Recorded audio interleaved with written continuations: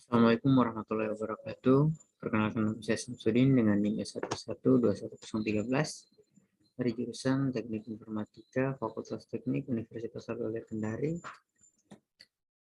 Baik, langsung saya akan mulai masuk dari presentasi dari materi awal sampai materi terakhir.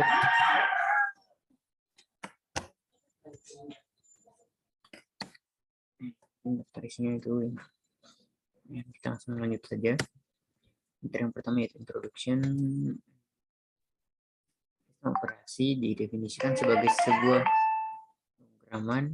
sebuah program yang mengatur perangkat keras komputer dengan menyediakan landasan untuk aplikasi yang berada di atasnya, serta bertindak sebagai penghubung antara para pengguna dengan perangkat keras.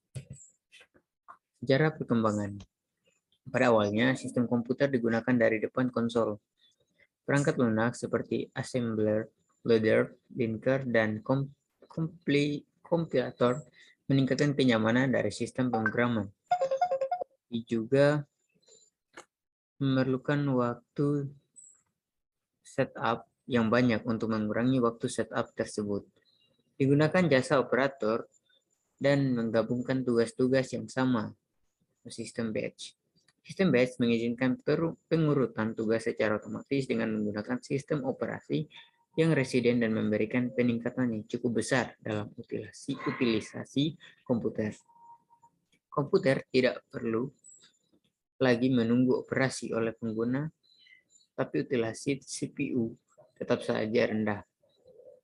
Hal ini dikarenakan lambatnya kecepatan alat-alat yang relatif terhadap kecepatan CPU. Operasi offline dari alat-alat yang lambat bertujuan untuk menggunakan beberapa sistem reader to tape dan tabletop printer untuk satu CPU.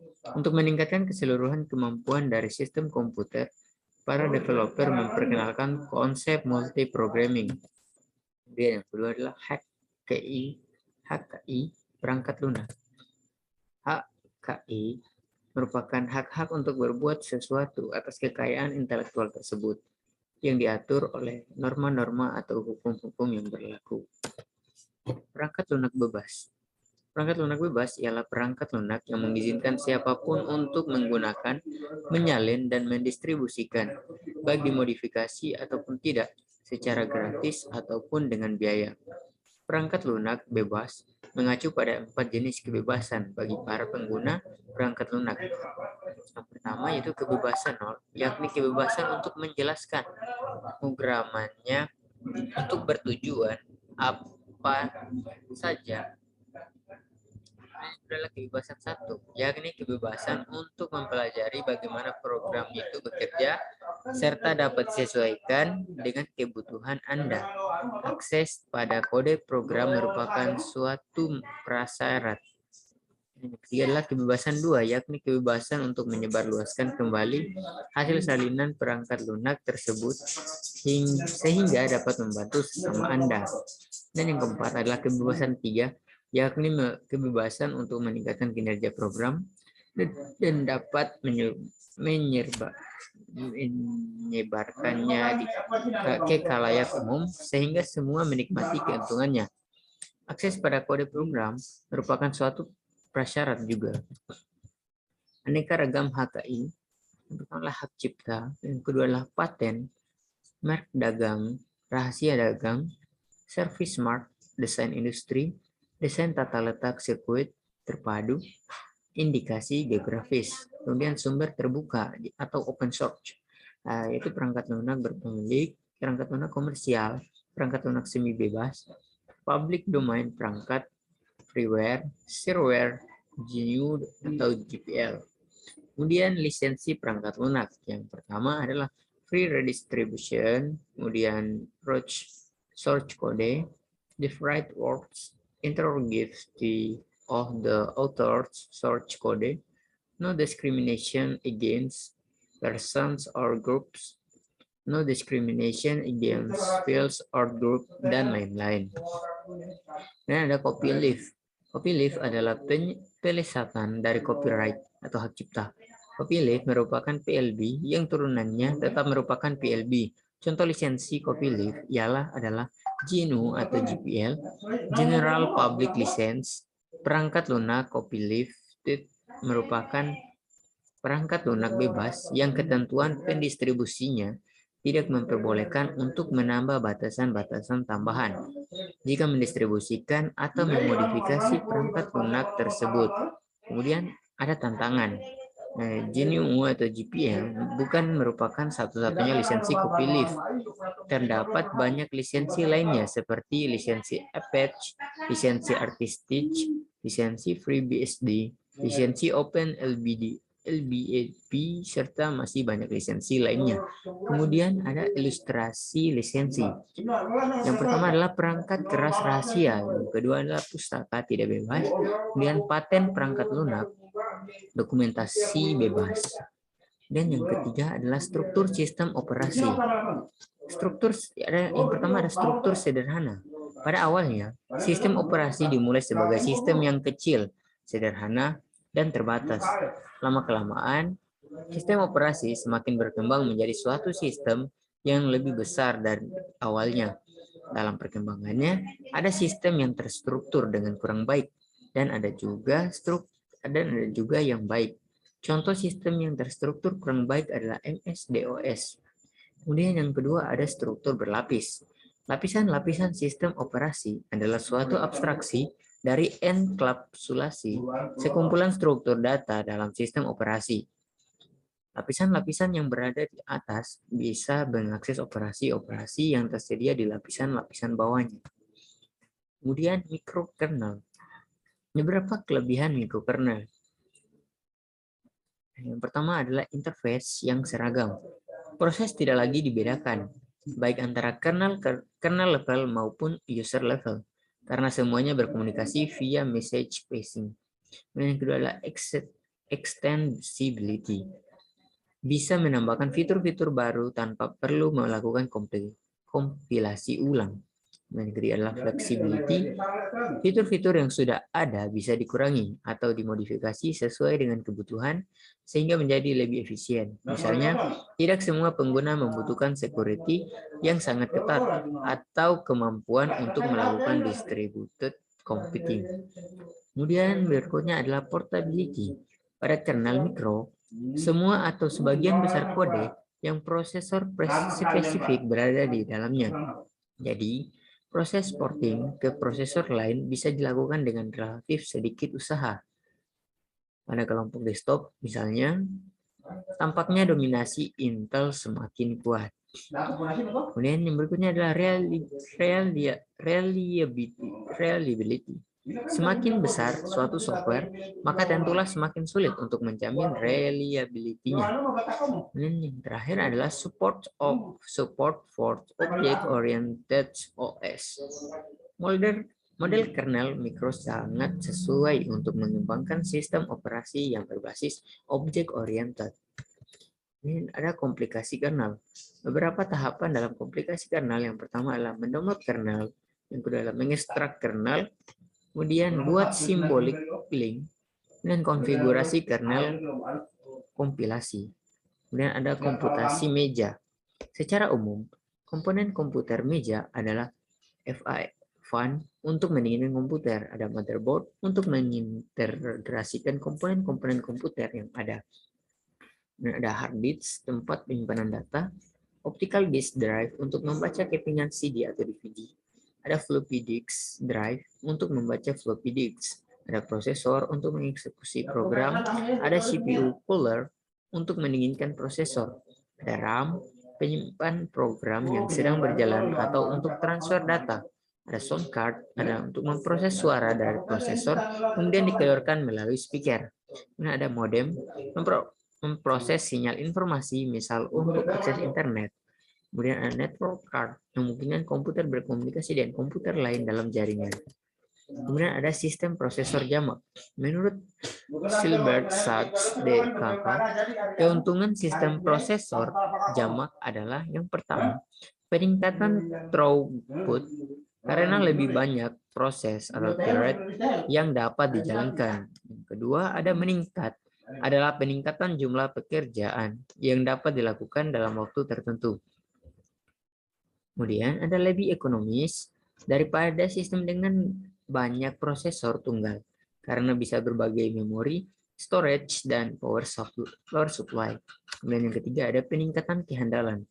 Jika pekerjaan terbagi rata, maka kegagalan salah satu prosesor bisa ditanggulangi oleh prosesor-prosesor yang lain. Memang performa menurun menjadi lebih lambat, tetapi sistem yang berjalan. Fenomena ini disebut graceful gradation.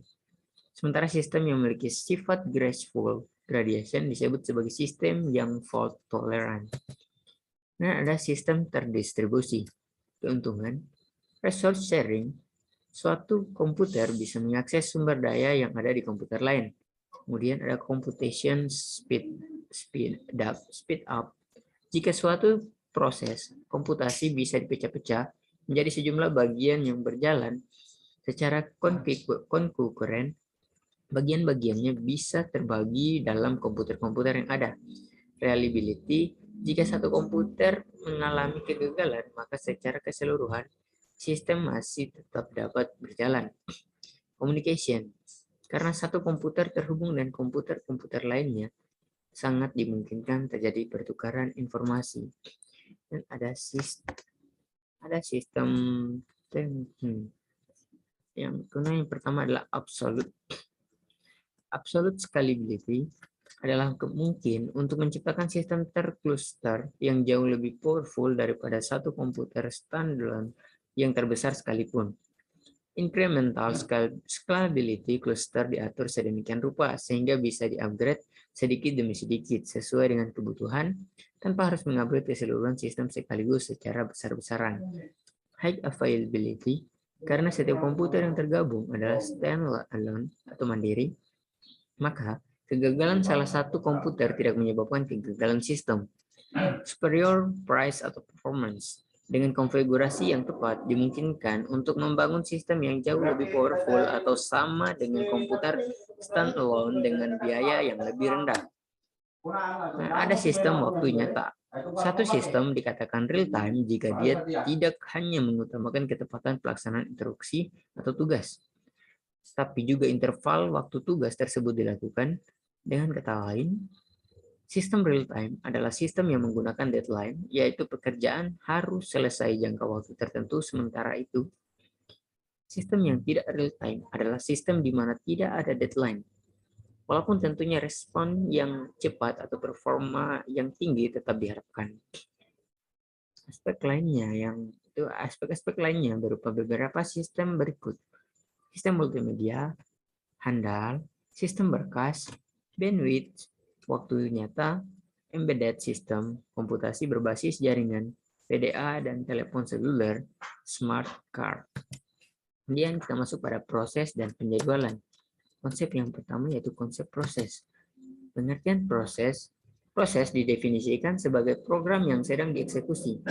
Menurut Silberthatz, proses tidak hanya sekedar suatu kode program atau text sections, melainkan meliputi beberapa aktivitas yang bersangkutan seperti program, counter, dan stack. Diagram status proses yang pertama. Kita lihat bahwa di bagian sebelah kiri ini ada baru atau tab new, itu admitted, kemudian ada untuk siap dan ready. Setelah itu kita akan tunggu, yaitu wait. Setelah itu kita jalankan run. Kemudian setelah jalankan kita enter lagi, yaitu siap lagi ready. Setelah itu akan dijalankan lagi. Itu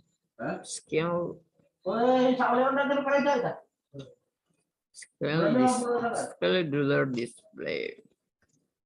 Kemudian setelah siap atau ready akan dijalankan lagi. Setelah itu selesai atau terminate.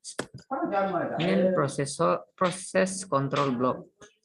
Ada pointer dan proses stage, proses number, program counter, register, memory limited, list of open files. Setelah itu ada pembentukan proses.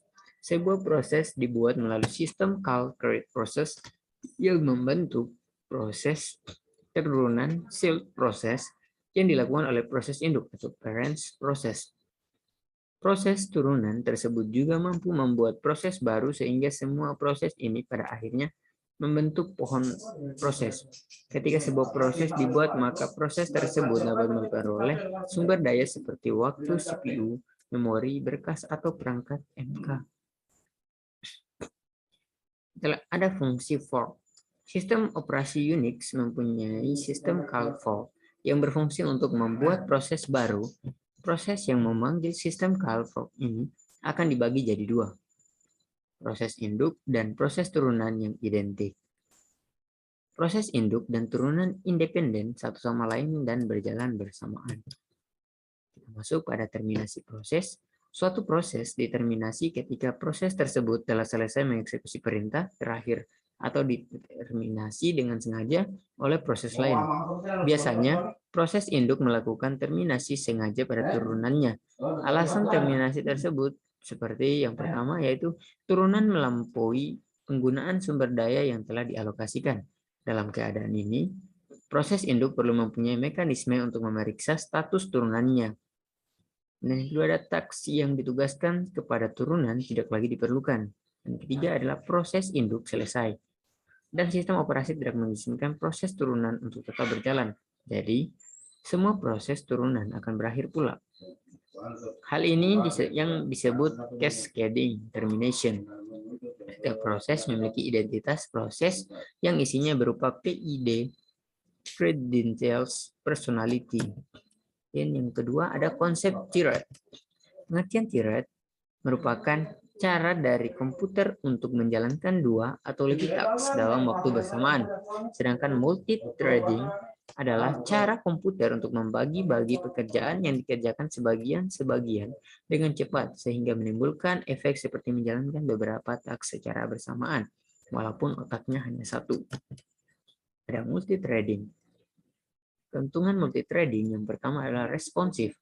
Aplikasi interaktif yang menjadi tetap responsif meskipun sebagian dari program sedang diblok atau melakukan operasi lain yang panjang. Berbagi dan berdaya, keuntungannya adalah mengizinkan sebuah aplikasi untuk mempunyai beberapa thread yang berbeda dalam lokasi memori yang sama. Yang ketiga ada ekonomis. Pembuatan sebuah proses memerlukan pengalokasian memori dan sumber daya. Yang keempat ada utilisasi arsitektur multiprosesor. Sangat meningkat pada arsitektur multiprosesor, di mana setiap thread dapat berjalan secara paralel di atas prosesor yang berbeda. Kemudian modelnya yang pertama adalah model many to one. Model ini memetakan beberapa thread tingkatan pengguna ke sebuah thread. Tingkatan kepengaturan thread dilakukan dalam ruang pengguna sehingga efisiener. Kemudian yang kedua ada model one to one. Model ini memetakan setiap thread tingkatan pengguna ke setiap thread. Ia menyediakan lebih banyak konkurensi dibandingkan model many to one. Keuntungannya sama dengan keuntungan thread kernel. Dan yang ketiga ada model many to many. Model ini memultiplex banyak thread tingkatan pengguna ke thread kernel yang jumlahnya sedikit atau sama dengan tingkatan pengguna. Keuntungan dari sistem ini ialah kernel thread yang bersangkutan dapat berjalan secara paralel pada multiprosesor. Nah, ada pustaka thread. Pustaka thread bertugas untuk menyediakan API untuk programmer dalam menciptakan dan memanage thread. Ada dua cara dalam mengimplementasikan pustaka thread. Yang pertama, yaitu menyediakan API dalam level pengguna tanpa dukungan dari kernel sehingga pemanggilan fungsi tidak melalui sistem call. Kemudian yang kedua ada menyediakan API di level kernel yang didukung secara langsung oleh sistem operasi. Kemudian ada pembatalan thread. Thread cancellations ialah pembatalan thread sebelum tugasnya selesai. Apabila sebuah thread mencari sesuatu dalam database dan menemukan serta mengembalikan hasilnya, thread sisanya akan dibatalkan. Thread yang akan diberhentikan biasa disebut target thread. Pemberhentian target thread dapat dilakukan dengan dua cara. Yang pertama yaitu asynchronous cancellation. Suatu thread seketika itu juga membatalkan target thread deferred cancellations, membatalkan target thread. Kemudian yang kedua ada deferred cancellations. Suatu thread secara periodik memeriksa apakah ia harus batal. Cara ini memperbolehkan target thread untuk membatalkan dirinya secara terurut. Nah, ada thread pause. Keuntungan thread pause adalah yang pertama, biasanya lebih cepat untuk melayani permintaan dengan thread yang ada dibandingkan menunggu thread baru dibuat. Yang berikutnya ada thread pool membatasi jumlah thread yang ada pada suatu waktu. Dan ada penjadwalan thread. Untuk menjadwalkan thread, sistem dengan model multi-threading many to many atau many to one menggunakan yang pertama, proses contestation scopes atau PCS. Pusaka thread menjadwalkan thread pengguna untuk berjalan pada EVP lightweight proses yang tersedia. Kemudian yang kedua ada sistem quantitation scopes atau SCS. SCS berfungsi untuk memilih suatu dari banyak thread, kemudian menjadwalkannya ke satu thread tertentu, itu CPU atau kernel. Dan yang ketiga ada thread Java. Status thread yang pertama ada new statement, new, kemudian berikutnya ada start, run naggle. Di bagian run naggle ada sleep, interval experience, ada block, live, dan exit run. Berikutnya ada pembentukan thread. Berikut ini contoh kelas yang menggunakan cara pertama untuk membuat thread, yaitu dengan mengextend kelas thread. Yaitu yang pertama ada kelas coba thread 1 existence thread. Awal, kemudian ada masukkan teks public void run. Lalu di dalamnya adalah pengulangan yaitu for data integer, II sama dengan 0, IT, II dan IT. Begitu. Itu pun sampai di paling bawah, tutup. Dan ditutup, diakhiri dengan tanda tutup berawal. Ada juga di sini. Baik, kita lanjut berikutnya, yaitu ada penggabungan thread. Contohnya, dalam suatu program thread utama membuat sebuah thread tambahan bernama T1, T1. Itu tree, buka kurung kurawal, T1, titik join. Setelah itu kita tutup, kita text catch interrupted expressions I. Berikutnya ada pembatalan thread. Cara yang lebih aman untuk membatalkan thread Java adalah dengan deferred cancellations. Pembatalan ini dapat dilakukan dengan pemanggilan method interrupt yang akan status interupsi pada target thread. Sementara itu, target thread dapat memeriksa status interupsinya dengan method interrupt. Kemudian ada JVM. Setiap program Java dijalankan oleh Java Virtual Machines. Artinya, program Java dapat dijalankan di platform manapun selama platform tersebut mendukung JVM. Umumnya, JVM diimplementasikan di bagian atas suatu host operation system. Hal ini menggunakan JVM untuk menyembunyikan detail implementasi dari sistem operasi tersebut. Berikutnya ada APK thread dalam Java. Salah satu kemungkinan keluaran program adalah sebagai berikut. Yang pertama ada thread utama. Seperti ini coba thread 1. Ini coba thread 2. Mana ada thread utama lagi. Ini coba thread 2, thread utama, dan seterusnya. Dan yang keempat ada konsep penjadwalan. Siklus burst CPU. Untuk yang warna biru ini yaitu ditandai sebagai CPU atau CPU burst, dan I/O burst itu yang warna orange. Kemudian ada penjadwalan primitif dan non-primitif. Penjadwalan primitif mempunyai arti kemampuan sistem operasi untuk memberhentikan sementara proses yang sedang berjalan, untuk memberi ruang kepada proses yang prioritasnya lebih tinggi.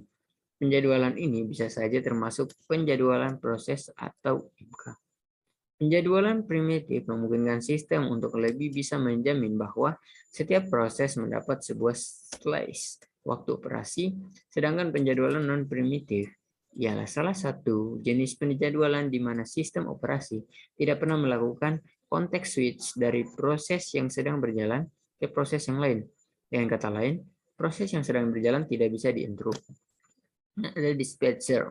Komponen yang lain yang terlibat dalam penjadwalan CPU adalah dispatcher.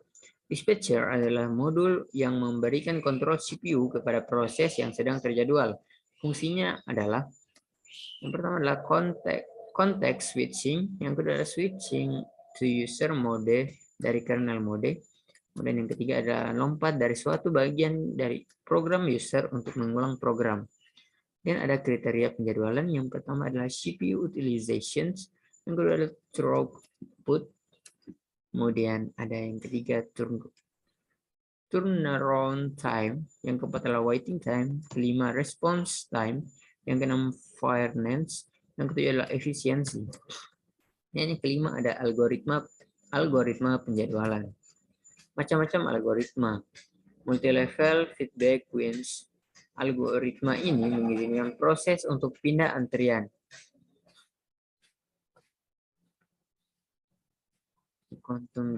Kuantum sama dengan 8, berikutnya berubah menjadi kuantum sama dengan 16, dan menjadi FS.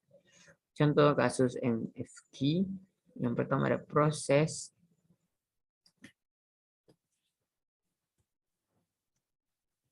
Yang pertama ada proses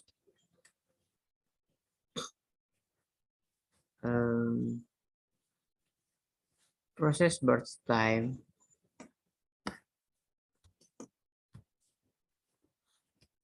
Ini ada prioritas waktu kedatangan P1, P2, P3. Burst time-nya 20, 3, 8. Prioritasnya ada 6, ada 1, ada 2, dan waktu kedatangan ada 0, 1, 2. Gaun card-nya yaitu dari 0 ke 20 itu ada P1, 20 sampai P3 itu kedua, dan ketiga P1. Berikutnya ada penyelesaian. Misalnya itu di sebelah kanan, yaitu pada tahapan yang pertama adalah waiting time, yaitu P1 sama dengan 0, P2 sama dengan 20 dikurang 1, maka hasilnya 19, P3 sama dengan 23 dikurang 2 menghasilkan 21. Dan ada average, maka dijumlahkan hasil dari penjumlahan di atas, maka 0 ditambah 19 ditambah 22 dibagi 3 sama dengan 26,3.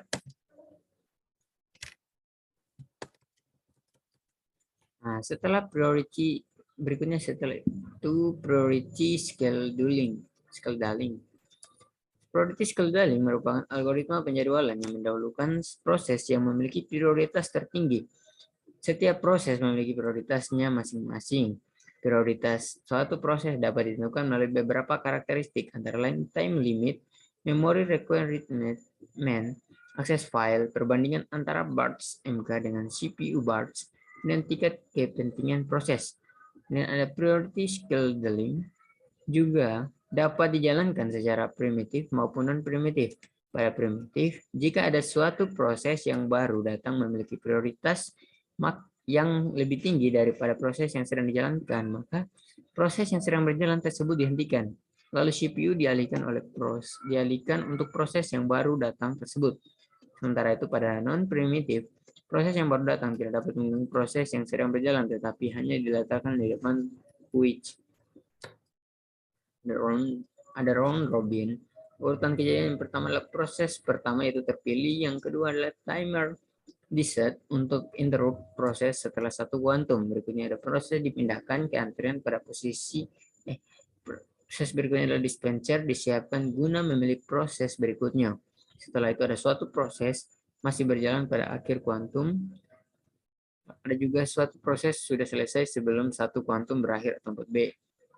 Kemudian Kemudian proses dipindahkan ke antrian pada posisi paling belakang. Kemudian ada juga CPU dibebaskan. Dan berikutnya ada penjadwalan CPU mengalokasikan CPU ke proses selanjutnya pada antrian ready. Kemudian ada multi-level queuing.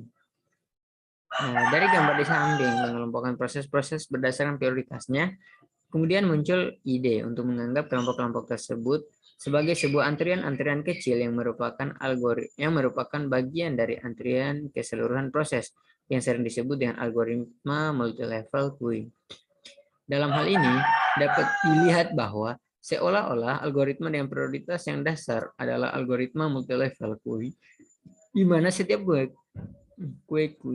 akan berjalan dengan algoritma VCFS yang memiliki banyak kelemahan.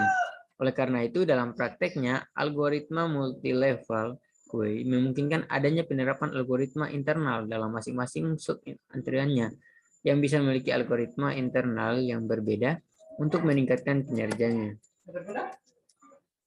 Multi-level feedback queue, misalnya pada contoh berikut, yang pertama yaitu semua proses yang baru datang akan diletakkan pada queue 0 atau kuantum 8.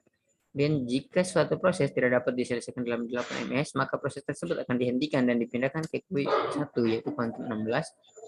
Kemudian queue 1 hanya akan dikerjakan jika tidak ada lagi proses di queue 0. Dan jika suatu proses di queue 1 tidak diselesaikan dalam 16, maka proses tersebut akan dipindahkan ke queue 2. Queue 2 akan dikerjakan bila queue 0 dan 1 kosong dan akan berjalan dengan algoritma VCFS. Multi-level feedback queue adalah salah satu algoritma yang berdasar pada algoritma multi-level queue. Perbedaan mendasar yang membedakan multi-level feedback queue dengan multi-level queue biasa adalah terletak pada adanya kemungkinan suatu proses berpindah dari satu antrian ke antrian lainnya, entah dengan prioritas yang lebih rendah ataupun lebih tinggi. Kemudian masuk pada proses dan sinkronisasi. Table of contents yang kemudian pertama adalah konsep interaksi.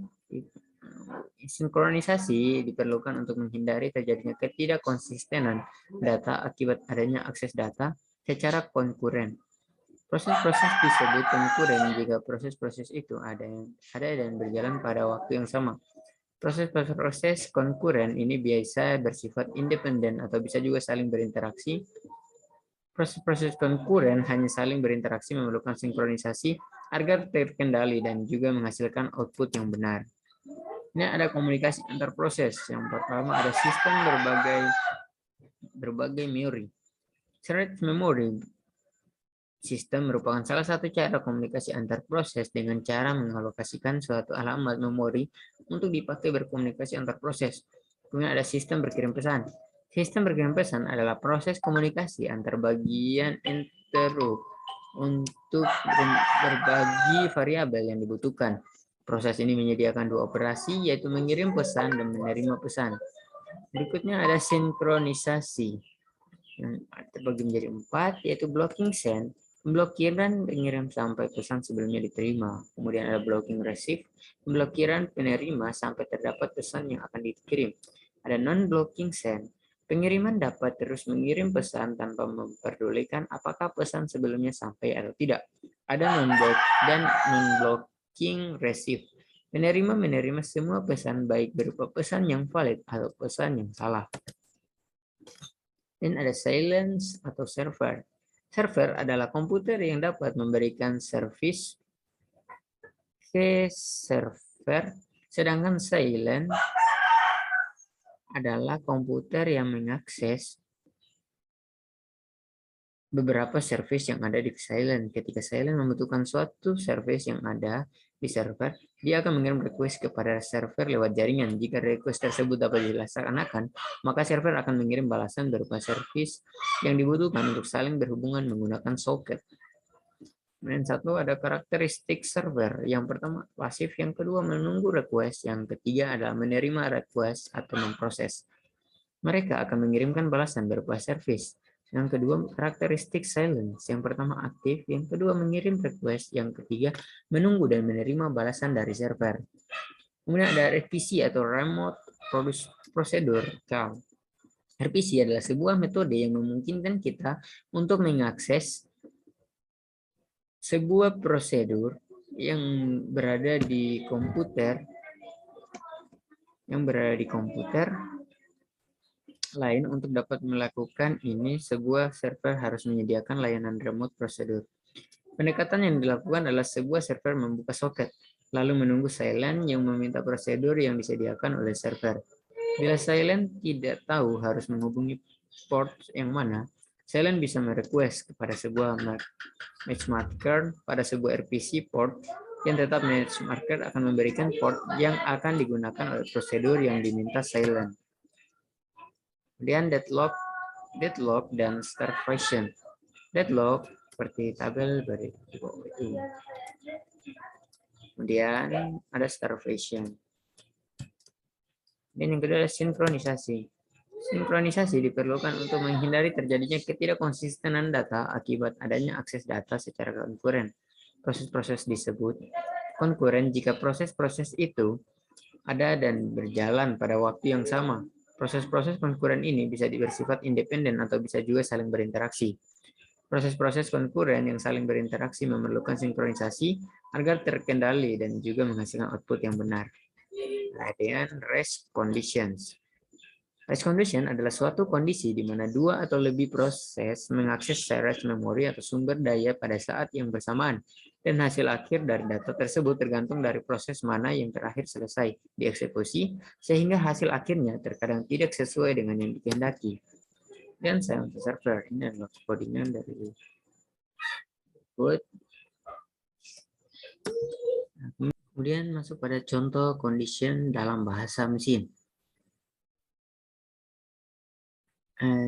Garis-garis ini ada counter plus register 1 plus counter register 1 tambah 1 counter sama dengan register 1, dan yang kedua counter min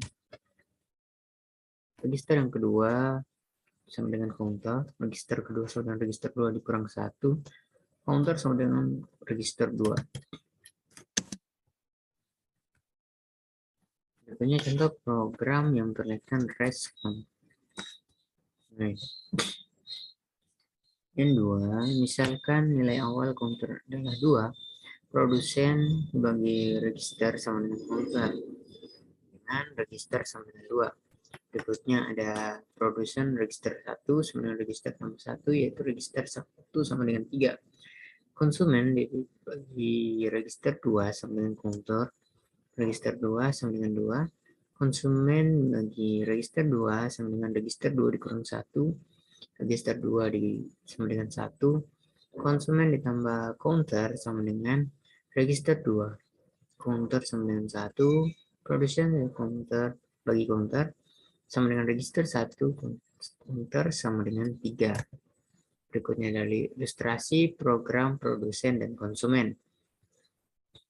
Produsen, kita lihat bahwa counter mengarah ke produsen dan produsen mengarah ke counter. Setelah dari counter ke produsen ke counter pergi lagi ke konsumen berpindah lagi ke counter. Itu dinamakan program berjalan normal. Sedangkan program terkena rest condition, yaitu setelah counter ke produsen, maka counter langsung pergi lagi di konsumen. Setelah itu konsumen ke counter dan produsen ke counter. Itu namanya program terkena rest condition. Kemudian ada critical sections. Critical section adalah segmen kode yang mengakses data yang digunakan proses secara bersama-sama yang dapat membawa proses itu ke bahaya rest condition.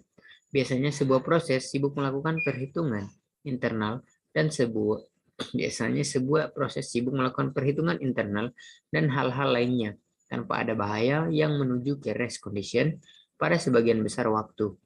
Akan tetapi, biasanya setiap proses memiliki segmen kode di mana proses itu dapat mengubah variabel, mengupdate suatu tabel, menulis ke suatu file, dan lain-lainnya yang dapat membawa proses itu ke bahaya rest condition. Dan ada ilustrasi critical section. Critical section dalam kernel interupsi peak fault. Kernel instruksi ada pivot dan kernel kode memanggil fungsi penjadwalan sendiri, yaitu primitive kernel dan non-primitive kernel. Yang ketiga adalah solusi critical section. Dua solusi memecahkan masalah critical section. Yang pertama yaitu solusi perangkat lunak. Solusi ini menggunakan algoritma untuk mengatasi masalah critical section. Solusi perangkat keras, solusi ini tergantung pada beberapa instruksi mesin tertentu. Misalnya dengan menonaktifkan instruksi, mengunci suatu variabel tertentu, atau menggunakan instruksi level mesin seperti test dan set. Solusi perangkat lunak menggunakan algoritma. Ada algoritma 1, algoritma 2, algoritma 3, dan algoritma tukang roti. Algoritma yang pertama yaitu mencoba mengatasi masalah critical section untuk dua proses. Algoritma ini menerapkan sistem bergilir kepada kedua proses yang ingin mengeksekusi critical section, sehingga kedua proses tersebut harus bergantian menggunakan critical section. Sebentar. Dan P0 turn sama dengan 0, DO do pakai pengulangan while itu turn sama dengan 0, kemudian komentarnya itu selama giliran P1, kemudian critical section turn 1, reminder sections while, dan untuk P1 nya itu turn 1, do while turn 1 selama giliran P0, critical section turn sama dengan 0, reminder section while. Ini ada algoritma 2. Algoritma juga mencoba memecahkan masalah critical section untuk dua proses. Algoritma ini mengantisipasi masalah yang muncul pada algoritma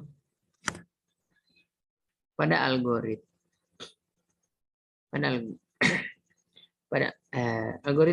juga mencoba memecahkan masalah critical section untuk dua proses. Algoritma ini mengantisipasi masalah yang muncul pada algoritma 1 dengan mengubah penggunaan variabel turn dengan variabel flag. Variabel flag menyimpan kondisi proses mana yang boleh masuk critical section. Proses yang membutuhkan akses ke critical section akan memberikan nilai flag-nya true.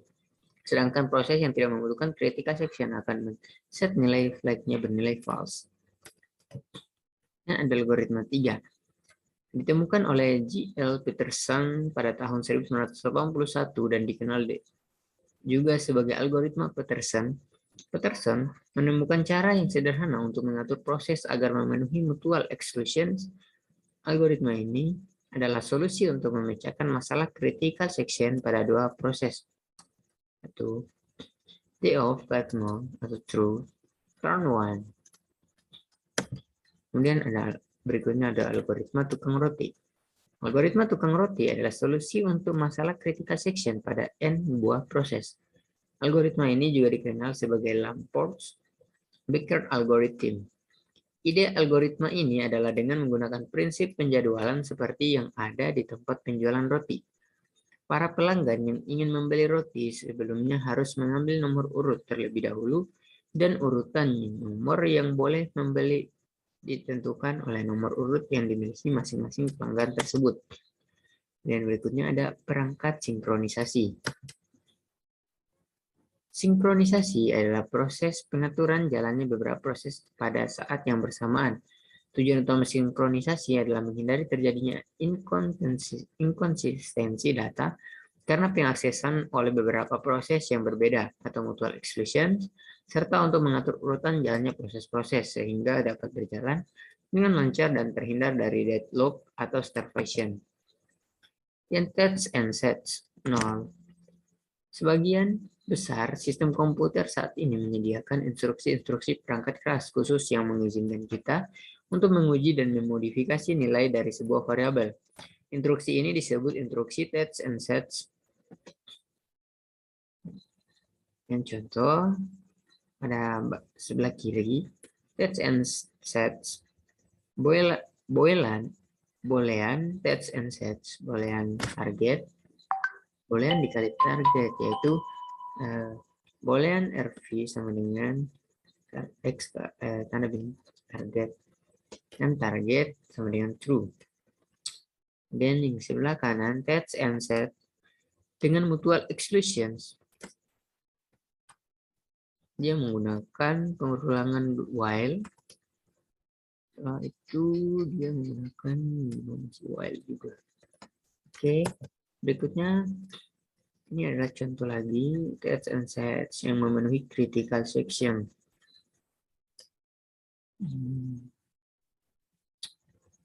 Dia menggunakan do waiting dengan true, case sama dengan true while waiting dan k. And sets and loop waiting false. Critical section yaitu variabel j sama dengan i ditambah 1 di 1% n. Persen n.